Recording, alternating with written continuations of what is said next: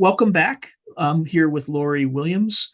Today, we're going to talk about another interesting topic. So, based on 2 episodes ago, Lori was mentored by Lynn Buchanan, who many of you are already familiar with, but she also had a relationship with Mel Riley, who also taught her a lot, and she worked with him on several different projects, particularly targets that were less conventional. So, Laura, do you want to talk about one of those targets that you worked on with Mel? Yeah, I met Mel originally at the very, very first International Remote Viewing Association conference held at the Inn of the Mountain Gods in New Mexico, in southern New Mexico. And I don't remember meeting him. It's funny, I have a photo of us together at that conference, and I don't have a recollection of meeting him. And he's like, "Don't you remember when we met?" And he actually wrote about our first meeting as part of the foreword to my book Boundless that I wrote. Mm-hmm. He wrote the foreword to it, and he talked about the time we met first. The thing about Mel is that Mel was the very first soldier inducted into the newly formed psychic spying unit, and he was the only one with the distinction of serving 2 tours of duty. And he is just the most amazing guy. He was born in Wisconsin and raised pretty much by the Ho-Chunk Nation, Indians, and he doesn't have a drop of Indian blood. He's Irish heritage, but he was raised from a small boy. I mean, they didn't raise him, but he was, with them all the time. They taught him, and he was very revered and accepted as a Ho-Chunk brother, within the tribe. And so when he and I when I feel like our relationship really took off and we became really dear friends, and he became such a close mentor to me, I knew I could call Mel with any kind of weirdness, any high strangeness, and Mel would explain it to me, or he would totally relate to it. And I didn't feel at all judged or that, I was getting too woo-woo or too weird. Mel just was right there with me. So the first project that we worked on together was on an incident called the Kinross Incident. And it had to do with a situation that occurred in Madison, Wisconsin. There was an Air Force base there, and they saw this blip on their radar that they didn't know what it was. So they scrambled a jet to intercept the blip. They watched the jet approaching the blip on the radar, and they came together and then vanished. Both blips disappeared. So they sent another plane out. And I believe that one also disappeared, if I remember correctly. Oh, the plane disappeared? Yeah. The aircraft, like a U.S. military aircraft, vanished. Yeah. And these planes were interesting because they were silver, but they had these black, weird kind of designs on them that almost looked like a jaguar or a shark or something painted on the side of on the nose of the plane. Mm-hmm. And so remote viewers are purposely kept blind to what they're viewing, so they're not influenced by their prejudices or their stereotypes or things like that. So the only thing that I was told was the target is an event. Describe the target. What year was this incident? Oh gosh, I think it happened in 1954, but take that with a grain of salt. It was in the 50s, 1950s. Okay. All right. So you were viewing historical. So I'm viewing retroactively. I'm viewing a historical, but it doesn't matter because all time is present, right? So all I was told is the target's an event, describe the target. So of course you don't have any idea what kind, it could be anything. So I started viewing, and I drew the plane with the black emblem on it very accurately. And then I was continuing to view, and I perceived that 2 objects did come together, and I was trying to view what happened. I felt like one kind of swallowed the other.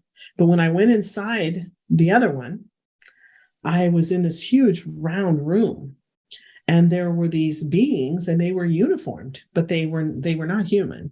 The interesting thing is that at this point in my life, I had never thought much about UFOs or aliens or anything. I came from a missionary background, and that just wasn't part of our day-to-day thought processes. And so I'm seeing these beings, and they're uniformed, and I see the man that or the being that I would probably consider to be like the captain of the ship or whatever you want to look at, however you want to look at it. And what was interesting was that there were no buttons or dials or anything. It was all pretty smooth. This kind of curved dashboard, if you want to call it that.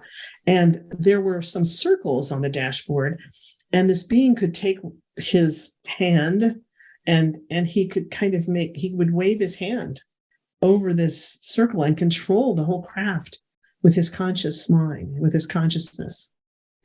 And, of course, none of this was all totally foreign to me, so totally foreign. This was probably back in, I don't know, maybe like 2000, 2001, 1999, something like that I was actually doing the session. And so it was a very unusual experience, and I'm watching all this and I'm interacting with these beings and so then when I finally finished, and I found what I found was that the final location of this thing was kind of in a trench way deep in the water, because it was over the Great Lakes of the United States, and that they're extremely dangerous, especially at certain times of the year. Many ships have sunk there. Many planes and flying, helicopters and things have gone down into the water at various times. It's just a really turbulent, dangerous place at certain times of the year for any kind of a vehicle trying to cross them. And so I perceived that they ended up in this trench way at the bottom of the ocean. I mean, it's not an ocean, but it's like a mini ocean of the Great Lakes. So then I was contacted and told that Mel Riley had also been a viewer on the same project. And would we like to do a joint presentation on the project at a conference that was coming up?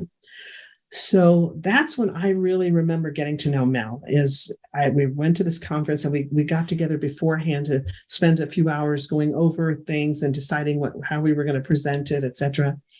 And he looked through my session and he said, "Wow, I'm really, really impressed with your work. It's really detailed." And he was so impressed, and I was all excited that this, prominent, retired military remote viewer was so impressed with my work. And so we did the joint presentation together, and then subsequently we were both tasked on another esoteric target, and this one had to do with Mars. And let me stop you right there real quick. 2 quick questions. On the first target, who tasked you with that? Was it an organization? I won't give the name of the person, but it was actually a person that was high up in the organization known as MUFON, Mutual UFO Network. Okay, and then the second question is, the beings that you saw, can you describe what they looked like? In my memory, in the best memory that I can give, they were slender and human-like in their body form. In their body form, they had arms, legs, wearing a uniform, but the head was very different, and of course the hands didn't look like our hands. I mean, they were shaped like hands, but the skin was very dark and kind of scaly. That was what I was seeing, was kind of dark, kind of like a reptilian look. It was more like a reptilian look, but in a more humanoid shape. Did you get, when you remote viewed that, did you get a sense for what actually happened to those aircraft, like the pilots? I didn't. I did see them. I saw them, and they had masks on. How back in the 50s, flying in those small planes, they often had the oxygen masks on, covering their face. And that at first freaked me out, because I thought, is that an alien? With this rubbery black thing on. And I was like, oh my God, what's that? And then I realized that it was a pilot with with the thing on his face. Also, keep in mind, this session was done so many years ago, and I haven't looked at it since then, so my memory, you have to take things with a grain of salt as far as all the details. I do have all the paperwork from it still with me, but I just haven't looked at it in a long, long time. So I don't remember all the details, but the thing is it really bonded Mel and I to work together in that one. And then we were subsequently tasked with another one in which we both had a very dramatic experience that was identical. We both had the same experience in viewing Mars. And the experience was that we came to these building-like things that were like obelisks. They were crystals that just came up out of the ground, and they were set in a circle. And we were in very ancient times in Mars. And these obelisks were actually communication devices. They transmitted and received information. And so my monitor instructed me to go to that which was transmitting to the devices. And I was instantly like in a different dimension. And I was seeing these beings that were kind of formless. And we jokingly refer to them as the lava lamp people, because you know how the blob in a lava lamp kind of stretches out in the lava lamp, kind of stretches out. And so it was like they kind of looked, it was almost like I was looking at them through water or through a veil of some sort. And so they were kind of amorphous, and there were 3 of them, and they were this amazing color of like turquoise blue that was luminescent and glowing, and they were kind of shapeless and just almost cylindrical, but with waves in the cylinder, so to speak. And when you say another dimension, do you mean like a higher physical dimension, or just another, like a parallel universe? No, a totally different. I mean, I couldn't even relate to it because it wasn't anything like this reality at all. It was, it was like being almost like in a void of some sort with a big veil or curtain that I could kind of see through, or it was water or something. And then there were these beings on the other side of it. So I don't know where I was. I mean, there were no identifying things around, like buildings or, anything where I could say, well, I was in this room, or I was in, it was. Yeah, it's like trying to determine what the size of something is without any thing to judge it against, right? Exactly. And these beings were communicating telepathically, and not through language, not through a verbal language, but just everything they were communicating was very clear. And it was this concern for the planet and this love. And they were talking about things that were way over my head scientifically, having to do with waves and frequencies and all sorts of things. And so when the session was over, I was scratching my head, like, how do I write this up in a report? And I got paid a significant amount of money to do the session. What to me at that time was significant. But was this also a MUFON project, or this was also a MUFON project? And so I was like, okay, how do I write this up? And I wrote it kind of carefully, trying not to sound like a total mad woman, not totally insane. And so the person who received my report contacted Mel Riley, who was another viewer and who had submitted a very similar report, and said, you should call Lori. Well, he knew me. So he calls me and we talk to each other, and he's like, tell me exactly what happened and don't hedge anything. Just be real straightforward. So I shared everything with him, and he started finishing my sentences. And he was like, and was it like you were looking through a veil or water or something? And I was like, yeah. And he was like, and did it? I was like, yeah. We were just like, oh, yeah. And so we realized we had the exact same experience with the exact same information communicated to us. And so it's a correlation, which is, yeah. And he said, the second best thing you can get. Yeah, he's like, Lori, this was not a normal session. I mean, we were being communicated with. After that, I was reading a book. I'm trying to remember the name of the author. It's a female, and she was talking about she had hosted a meditation class in Hawaii. And she was meditating with a group of women that had come to take her class. And she was in this deep state of meditation. And suddenly she was in this weird void where she was seeing these 3 amorphous, glowing turquoise things, and they were communicating all this concern for the planet. And I was like, oh my gosh, that sounds exactly what Mel and I had. Since then, I have blind assigned that as a target, that same target, to a number of my top viewers who've been through all the classes and are doing operational viewing, and they've all had the same exact experience. And the interesting thing was that these blue beings transmitted a sense of love, like that was overwhelming. The feeling of love was just really, really emotionally moving. And all these viewers will end up in tears going, oh my gosh, there's so much love, and they're crying. I mean, big burly men crying and saying, oh my gosh, the love is like overwhelming, And so that's now 7 viewers who viewed this target and had the exact same experience with the crystal obelisk, and then these beings and the same message. Was the message to kind of ancient Martians, or was it to the no, I felt that the message is for the current inhabitants of this planet, that we have to take care of the planet. We have to care for this planet. That it's very important, that we are aware of how our choices and our actions affect the whole way that the planet functions. if that makes sense. And why was this a target for the client? Personally, I think that this particular tasker, we call the person who gives you the task and is paying for it. I don't really feel like this was an official MUFON target. I feel like this particular person really I know was curious and just wanted to see what we would get, and so I would have gone a different way. I think MUFON can sometimes be used as a front for government organizations that want to do this with some plausible deniability. But I'm not saying this particular incident. This particular person was not doing it as his role in MUFON. It was more like a personal, I'm curious about this, and how much will you charge me to take a look at a target for me, kind of a thing. And since we had done some other targets for this particular person, we thought, well, we can, and they turned out well. We thought, let's go ahead and do this. And this person was also a personal friend of Mel Riley's. That's another reason I accepted it, was because he was a good friend of Mel's. So, and Mel called me one night and said, my sister called me. Mel's telling me, my sister called me.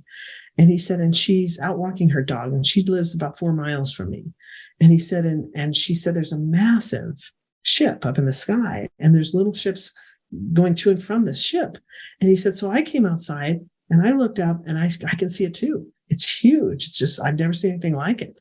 And he was just flabbergasted. And I remember that we talked about it for a while. But what I thought was interesting is, okay, if this thing was so massive and he and his sister could both see it, and they were a few miles apart, and I can see why you would both be able to see it. If you're only 4 miles apart or something, and something that big in the sky, you're both going to be able to see it. But what I don't understand is why were there not like gazillions of phone calls? Now, they did live in a very remote area that wasn't heavily populated, but still you would think there would be some kind of something somewhere saying this was really an amazing phenomena. Well, Mel has some, developed, like you call it ESP, remote view, whatever skills. Was his sister similar in some way? Again, I don't know the answer to this, but I'm positing just a hypothesis.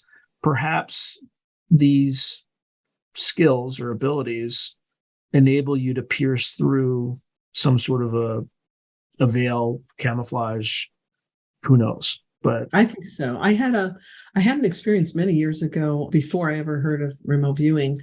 I was on a walk at like 7 p.m. in the summer. So, it's still light out. But it's that pretty time of day, where everything's kind of golden. And I was walking around my neighborhood, and I took this walk every single day when I went in the evening to see the sunset. And so I'm on this walk, and I look and I see these pretty lights, these blue lights, kind of off on the horizon. I'm thinking, what are those blue lights in the sky? And I keep an eye on it, and they move until they're right overhead, but they're going pretty slowly. I don't know how long it took to go from horizon to horizon. It crossed right over my head, right above me, and it was in a triangular shape. And it looked like an outline of blue lights with the sky in the middle. So I think it had some kind of a camouflage on it, but you could see the light so clearly. And 700 people called into the TV stations and things and reported it. So I wasn't the only one to see it. Is that kind of like three lights and then kind of like a one central light that's slightly different color? No, it was a whole bunch of lights. And they were blue. They were again, they were a very beautiful kind of an azure blue color, and they were round, and they were in a line that kind of formed almost like an arrowhead shape. And they, just crossed from one end to the other, with the point, being the foremost thing going forward. So was it a triangle shape or like a boomerang shape? It wasn't a boomerang, and it wasn't exactly it was more like a triangle, but almost like an arrowhead. You know how arrowheads are like a triangle, and then they have a little, like a stem, like a trunk of a tree kind of a thing. Yeah. It had a little part on the end of it as well. So it was, so it was like a triangle with the part coming down from the base. Have you ever been assigned on any other esoteric targets? It doesn't have to be UFOs. It could be Yeah, interdimensional or I've done a something? lot of esoteric targets. We usually don't encourage students to do esoteric targets, that an esoteric target being a target for which probably in your lifetime there won't be any provable feedback, solid provable feedback.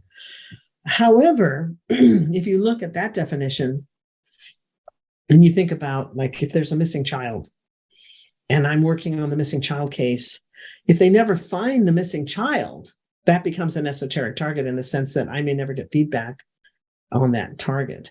However, there might be a lot of information that I get that is feedbackable, like the description of the child and the location where the child was abducted and that kind of thing, right? So there's always usually some information available to us, on almost any esoteric target. And so, yeah, I've been assigned to many esoteric targets and had some phenomenal experiences in almost all of them. One of the most interesting ones that comes to mind right off the bat was I was actually doing a session on a device that would allow for interdimensional communication.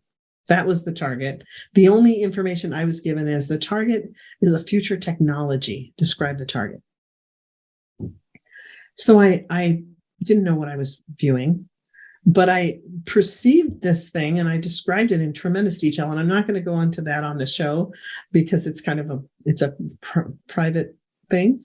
Yeah, but right. Yeah, I was chomping at the bit to hear more because I'm by training I'm an electrical engineer, so that would be in signals. So that would. Yeah. And the thing too is that, I'm not a mechanical person at all. So it was really interesting describing the intricate details of how this thing was made and all, et cetera, et cetera, et cetera. But what was really fascinating about this target was that after working on it over several sessions and sending, detailed reports in, by the time I was done, there was a point at which I was in the middle of my session, the last session, and I was told this is all the information that this person needs. So I ended the session, and then all of a sudden this flood of information came just as I was ending the session. And it was like, this is just information for you. Don't share this with this person. But the information that came that was for me was that a device like that is completely unnecessary. That we do not need a physical mechanical device like that because the human brain is already made for that. And then it went into tremendous detail about how the human brain works, and it was fascinating. It was just fascinating to me. When you say the human brain's not made for that, what sorts of hints the human or knowledge brain is made for that? That's what the human brain is. Well, yeah. Sorry, I misspoke. Yeah, yes. If the brain's made for that, how did they, or it, or whatever had downloaded this information, communicate that? In other words, by interdimensional communication, how would the brain achieve that? Through remote viewing, astral travel? Yes. When you go into a deep remote viewing state, and even in CRV where we are awake and alert and sitting at a table with paper and pen, you can still slide into that brain state. That, I don't know if it's a brain wave state, but you slide into this state where you're doing a thing that I personally call toggling the line. I kind of have this trademark phrase called surfing the quantum wave, where we're right there and you're kind of in between the ability to continue reporting, because CRV is an interview and report methodology. The whole goal is let's get information, but report it. It's got to be reported. It's got to be recorded. And so when you're doing deep in a CRV session and you're recording what you're getting, you're writing everything down, that can be really hard to continue to do if you go really deep mentally. You're like kind of in a dreamy state and you don't feel like writing anymore. You just kind of want to just visit the target and just sit there and enjoy it, right? But it's kind of why the Gateway program didn't take off in the military, right? Which the Gateway program was with the Monroe Institute, and they were going to use astral projection, or they were attempting to use astral projection. But the reason, at least to my knowledge, that they didn't use it is because of exactly what you talked about. People were like, wow, I was floating around. I was like in this office. It was amazing. And the story that I've heard was it was a remote viewer with Ed Dames. And Ed Dames said, yeah, but did you what can you tell me about the target?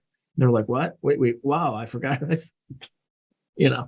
Yeah, exactly. And so the goal, and this is really Ingo Swann, who was, the father of CRV.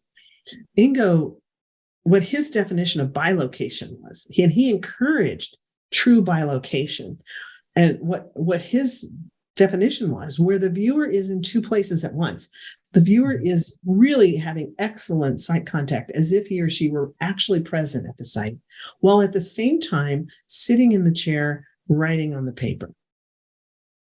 But what he didn't like was when the viewer went too far, and then that's no longer bilocation, because you're no longer in two places at once anymore.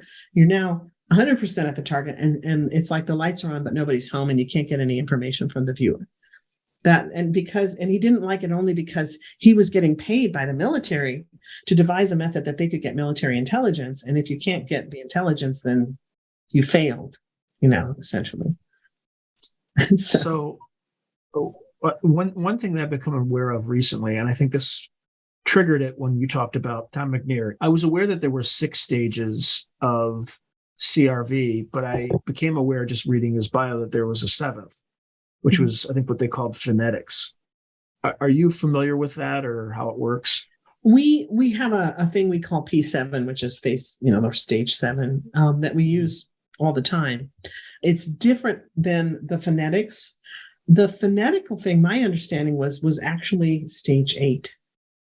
And my understanding is that Ingo, after he left the military, continued his exploration of the whole phenomena of CRV and developed further stages, but he just felt that mankind wasn't ready for those stages. Mm-hmm. But, the way that we use P7 in our teaching is actually a very simple thing. There are points in which, I'll give you an example. I had a student who was doing a target, and her target was this beautiful Brazilian lady with very dark skin, wearing a gorgeous spangly gold outfit with a big headdress on. And she was dancing, and it was nighttime, and it was Carnival in Brazil. So she's doing her session, and she goes, "Oh, it's the strangest thing. I'm hearing Dancing in the Moonlight," by, that song Dancing in the Moonlight. Oh, first she said, "Oh, I'm hearing Black Magic Woman by Santana." So I tell her to write that down, Black Magic Woman, and put it in quotation marks, and to mark it as a P7, because it's not like other information that you get that's just, all over the place, and it's coming in really quickly, and it's little spurts of information. Suddenly you're hearing a song in your head, or the name of a book, or a poem, or, or a cliche, or a phrase that just kind of comes in out of nowhere and seems to have no correlation. Maybe it doesn't even feel like it's your voice, and it doesn't feel like the normal perceptions that you're getting. It's just very different. Is that, with a distinct song like that, is that distinct from an AOL? Well, what we call P7s are a type of, not an AOL. They're a type of what we call a stray cat. An AOL is analytic overlay. So that's like if I get the perception of red, round, and rubbery, and I say, well, if it's red, round, and rubbery, therefore it must be a ball. That's analysis, right? That's coming from the logical mind. But a lot of things that come through to you when you're remote viewing are not coming from the conscious mind. They're coming from your subconscious. So you suddenly remember when you and your dad were playing ball, you suddenly have this memory pop in that you and your dad were playing ball in the driveway one day. And you think, wow, I wonder if the target's a ball game. But it's not coming from logical analysis. But Ingo got tired of trying to explain to students the difference between something that's coming from the conscious mind versus something that's coming from subconscious. So he said he just labeled everything AOL. Anything that came in that involved a noun or a picture or whatever. But not all those things are AOLs. And they did a lot of experimentation in the military to kind of see how this information comes into the brain and what it means and that sort of thing. So when you have like a song come in, so this woman ended up with 2 very strong songs in her head. Black Magic Woman, Dancing in the Moonlight. What was her target? It was a Black Magic Woman dancing in the moonlight, right? So those were very clear things. One time I was doing a target that took place in Latin America, and I kept hearing "Don't Cry for Me, Argentina" in my head, Lynn one time was doing a target, and he started hearing "Lucy in the Sky, Lucy in the Sky, Lucy in the Sky." And the target was a photograph of a pair of hands holding a bunch of diamonds. And so, so it's like these things that come through there. They're just a total different type of information, and we call them P7s in our teaching. Okay. All right. I think we've gone like way over the time that you allotted for us. So I want to kind of leave the audience with that note. And thank you very much for so graciously spending time with me and this audience. So I appreciate it. Thank you, Lori. Thanks, Sean. I appreciate you too. If you enjoyed this video, hit like and subscribe, and I'll see you next time.